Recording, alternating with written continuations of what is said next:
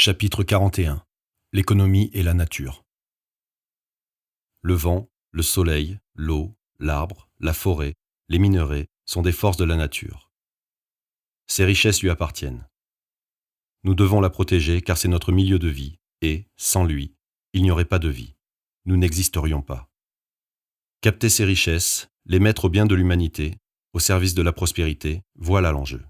Par conséquent, nous devons être les jardiniers paysagistes de la nature pour la maintenir féconde. La récolte des fruits, de la semence que la nature nous offre d'une manière généreuse, à nous de la soigner pour qu'à nouveau, elle renouvelle sa bienfaisance. Il s'agit de cultiver, de contrôler et d'améliorer l'énergie dite renouvelable dont nous avons besoin au quotidien. Ce sont les communautés humaines qui vivent au sein même de cette nature qui vous le demandent. D'autres modes de consommation devront voir le jour, même si cela semble un retour en arrière pour certains.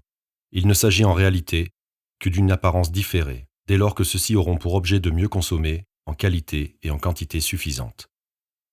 En réalité, il s'agit de rétablir des usages naturels perdus que l'organisation moderne de consommation est venue modifier. L'industrie agroalimentaire et la production agricole à outrance ont dénaturé nos comportements en nous proposant des produits altérés, n'ayant plus de goût, sans vitamines nécessaires à notre immunité de défense contre les virus ou au maintien de la bonne santé de notre mental et de notre corps. Et le pire, c'est qu'ils les ont même rendus dangereux, avec l'ajout d'additifs chimiques destinés à leur conservation. Tout cela pour répondre à l'organisation stupide de la mondialisation. En effet, nous voulons manger des fruits et des légumes hors saison. C'est une erreur de ne pas consommer des légumes et des fruits de saison. Il faut apprendre à aimer le maraîcher du coin, faire en sorte qu'il ne disparaisse pas, soutenir son économie, en favorisant la consommation de produits du présent. Il y a 1000 façons de cuisiner des produits frais du moment, pour emporter le plaisir de nos papilles. En effet, rien ne vaut la fraise sucrée de l'instant, rien ne vaut la tomate cultivée en pleine terre. Bref, faisons en sorte que ce qui se trouve dans nos assiettes soient des produits sains, au plaisir gustatif. Ne mangeons pas uniquement pour nous nourrir, n'en faisons pas un simple acte répétitif, journalier, par obligation, comme le métro boulot dodo. La nature est une maîtresse délicate, gourmande. Elle a besoin d'équilibre. L'homme doit la respecter avec un désir fidèle, un amour exceptionnel. Il doit la couvrir, la sublimer, la protéger des envahisseurs, au risque de l'étouffer. Enlever ce qui est mort, laisser rentrer la lumière, favoriser son écosystème afin de lui donner tout ce qu'elle attendrait de la part d'un amant précautionneux, vigoureux, lucide et fier de se trouver au milieu d'elle pour qu'elle féconde à nouveau et qu'elle enfante les fruits attendus. Attention, prenez garde, ces fruits doivent être protégés, conservés avec soin, comme sa semence. Il ne faut pas la contrarier ni la modifier par manipulation génétique, en jouant à l'apprenti sorcier, dans le simple but d'améliorer sa productivité ou sa résistance à diverses maladies ou insectes. Nous pouvons simplement appliquer la méthode ancienne, qui a largement fait ses preuves, sans danger, et que nos pères et mères utilisaient.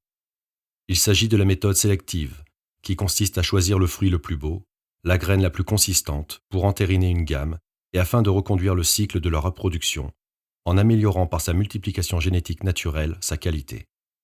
Refusons les OGM auxquels fut injectée une bactérie étrangère, dont l'homme se nourrira par la suite dans la méconnaissance la plus totale des conséquences que cette bactérie peut avoir sur l'organisme humain. De surplus, le grand danger de la culture OGM, après avoir introduit un corps étranger dans le processus de reconstitution de la vie, conduit à modifier la semence par une technique interrompant le cycle naturel de renaissance de la semence. La graine, devenue stérile, ne peut être reconduite dans le cycle de la vie, devenant ainsi inutile, simplement pour des raisons de cupidité. Ainsi, l'industrie de la semence détient sur l'espèce humaine la toute-puissance du pouvoir, celui de la vie et de la mort, car seule cette industrie possède le brevet de ce procédé de reproduction.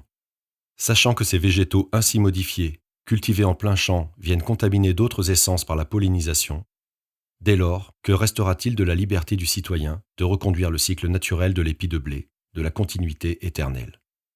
Homme, il faudra que vous demandiez aux firmes industrielles la graine polluée, ainsi que l'autorisation de pouvoir vous nourrir. Et quel prix devrez-vous payer pour cela? À continuer ainsi, à un moment donné, la reproduction par la sélection que pratiquaient nos aïeux ne sera plus possible. Ce n'est qu'une liberté en moins, mais c'est l'indépendance politique qui est mise en cause, celle de maîtriser comme le firent nos prédécesseurs, celle d'obtenir une bonne nourriture de qualité nutritive, C'est tout ça qui échappera au peuple des nations pour le seul profit de l'ordre financier mondial.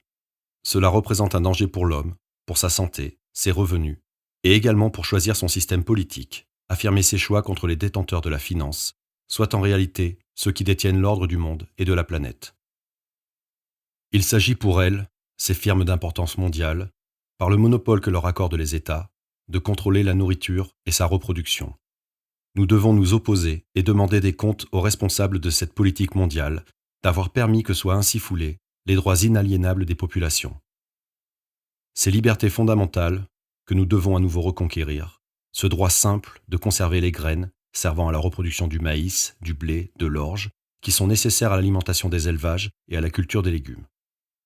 La recherche dans le domaine agronomique doit être prudente. Il faut améliorer la multiplication des plantes en suivant une méthode agrobiologique. L'étude, l'amélioration de la résistance aux mutations climatiques de la semence pour nourrir la planète est une bonne chose, mais le scientifique doit rechercher des éléments pour intervenir dans son processus.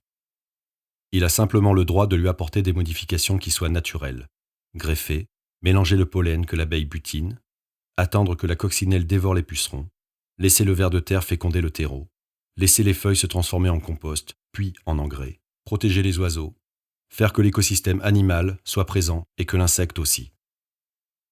Tout cela pour que ce cycle de l'amour impétueux se reproduise à nouveau, et cela indéfiniment, afin de nourrir l'homme avec des fruits de bon goût, que la terre féconde lui offrira en récompense de son aide.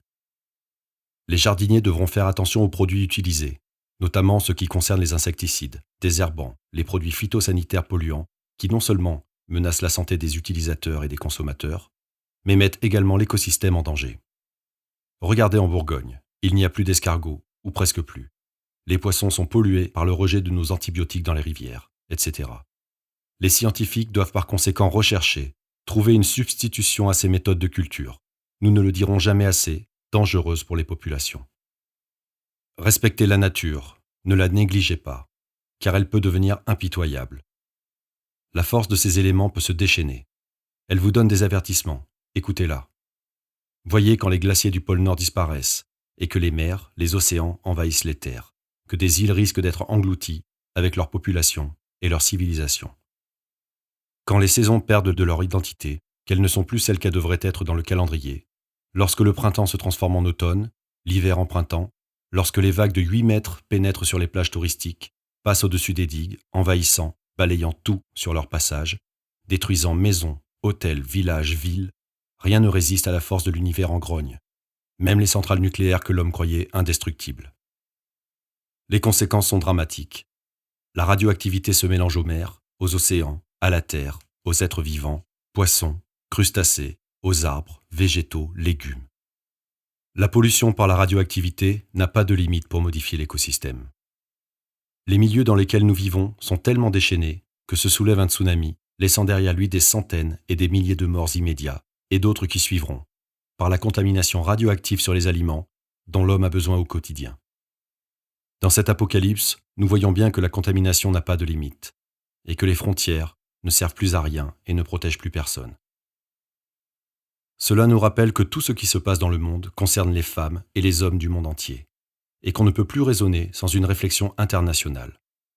De là, on rejoint évidemment la nécessité de bâtir, de construire les fondations d'un État confédéral de l'Union européenne, qui ne peut s'arrêter à la zone euro, ni même aux 28 pays actuellement adhérents à l'Union européenne. En effet, nous devons d'ores et déjà imaginer l'Europe s'étendant à l'ensemble du vieux continent, et en premier lieu, à tous les pays qui se sont rapprochés des valeurs universelles des droits de l'homme, c'est-à-dire des 47 pays signataires de la Convention de sauvegarde des droits de l'homme et des libertés fondamentales, qui s'applique directement à la quasi-totalité des 47 États, dont la France. Rappelons que la Cour de Strasbourg peut être saisie directement par chacun des 800 millions d'Européens, sans compter l'aide que peuvent apporter les organisations non gouvernementales et les groupes de particuliers. Imaginez alors, citoyens, rendez-vous compte de la force que pourrait représenter pour l'équilibre du monde le rassemblement de tous ces peuples dans un seul et unique État bien construit qui garantirait les libertés fondamentales et qui modifierait fondamentalement l'ordre économique et financier tel qu'il est aujourd'hui et qui, par méprise, produit la pauvreté et humilie les peuples. Imaginez ainsi l'ordre de l'économie bouleversé, que dis-je, renversé, et mis au service des individus pour répondre précisément à leurs demandes du développement quotidien et leur rendre fondamentalement leur liberté d'entreprendre, de créer. Il ne s'agit pas d'un rêve, il s'agit d'une réalité, d'une nécessité. Et plus nous attendons, plus nous sommes dans le ridicule. Cela ne peut se concrétiser que grâce à votre détermination et votre volonté de transformer, de construire un monde nouveau, une nouvelle civilisation, pour faire de vous un grand peuple qui se rassemblera pour des jours meilleurs. Tout vient à démontrer que le marquage des territoires n'a aucun sens, que les frontières n'ont pas d'utilité. Le jour où les hommes sauront s'en passer, ils auront conquis le salut de la raison. Imaginez que l'esprit humain évolue au point de ne plus considérer l'étranger comme un intrus, mais comme son pareil. Quel bond en avant cela représenterait-il pour l'humanité ? Mais croyez-vous que malgré ces catastrophes répétées, nos dirigeants prennent conscience de l'urgence de modifier notre mode d'organisation économique et sociale pour aller vers d'autres énergies, des énergies propres, utiles, créatrices d'emplois ? Bref, une économie au service des hommes, si facile à mettre en place ? Pourquoi veulent-ils toujours maintenir une économie conduisant à la destruction de l'humanité ? Pour le maintien pur et simple d'un ordre de domination du pouvoir, que certains veulent conserver dans le sens de l'opulence exagérée, en appauvrissant son voisin. Il appartient à la démocratie de refuser ce désordre. Si j'étais Zola, je dirais j'accuse, mais je ne le suis pas. Alors je dirais simplement qu'ils sont insensés. Les hommes d'État continuent dans leur train-train, avec une stupidité outrancière, qui méprise les éléments de la création en furie, qui pourtant lui lancent des appels au secours. À croire qu'ils ont perdu la vue, ou que leurs oreilles sont bouchées, préférant marcher à tâtons dans les grandes instances internationales qui discutent de ce sujet sans jamais se mettre d'accord. Chacun tire la couverture de son côté, mais jusqu'où ? Pour défendre leur industrie, leur mode de production, bref, simplement pour s'affirmer dans le monde comme une puissance économique importante, dans une course compétitive effrénée, multipliant l'inutile et laissant de côté l'essentiel. Lorsque la couverture sera déchirée, à force de l'avoir tiraillée, il sera trop tard. Chaque chef d'État tombera des nues, comme s'il ne savait pas que le risque et la chute à la renverse sont terribles, puisque derrière, on ne sait jamais sur quoi l'on tombe. À force d'avoir voulu écarteler, chacun de son côté, ses intérêts supposés du moment au mépris de la raison. Pourtant, cette question est vitale, aussi vitale que d'éviter une guerre nucléaire.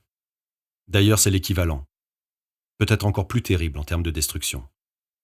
Leur lancer un appel à la raison paraît vain, et pourtant, ils sont censés ne pas être idiots. Devant leur désaffection face à leurs responsabilités, seul reste le peuple à pouvoir se mobiliser, faire bouger les choses, en interpellant ses propres dirigeants, en leur imposant de mettre à l'ordre du jour, dans leur programme politique, cette transformation qui, pour être totalement efficace, ne peut se faire qu'à l'échelle du globe. Les hommes aux responsabilités du pouvoir, en particulier des grandes puissances, n'entendent pas l'appel des peuples vivant au milieu de la nature, et qui voient les mers et les océans se vider de toute existence, les eaux salées empiéter sur leurs terres, inéluctablement, qui dénoncent le sinistre de leurs forêts brûlées par le sel, lesquelles se vident de leur gibier, nécessaire à leur être. L'homme de la nature arrive à verser des larmes, car il ne comprend pas comment des hommes issus des plus grandes civilisations, ayant fréquenté les plus grandes écoles, les universités les plus prodigieuses, puissent négliger les choses sans réagir efficacement, et laissent au fil du temps disparaître ce qu'ils devraient discerner de manière élémentaire. En effet, celui qui observe constamment au contact de la nature finit par maîtriser parfaitement la connaissance des plantes qui guérissent et celles qu'il faut éviter. Il constate alors avec tristesse et émotion que l'homme dit cultivé a perdu tout repère, qu'il ne sait plus sentir, toucher, regarder, qu'il a perdu le sens de l'aperçu, de l'évidence même envers les décisions politiques. Même leurs peuples sont aussi stupides que leur gouvernement. Cela le rend triste. Il ne comprend pas comment l'homme peut divorcer d'un bien précieux, alors que la nature lui fournit gratuitement tout ce dont il a besoin. Il suffit à l'homme de tendre la main pour se nourrir et se soigner avec certitude.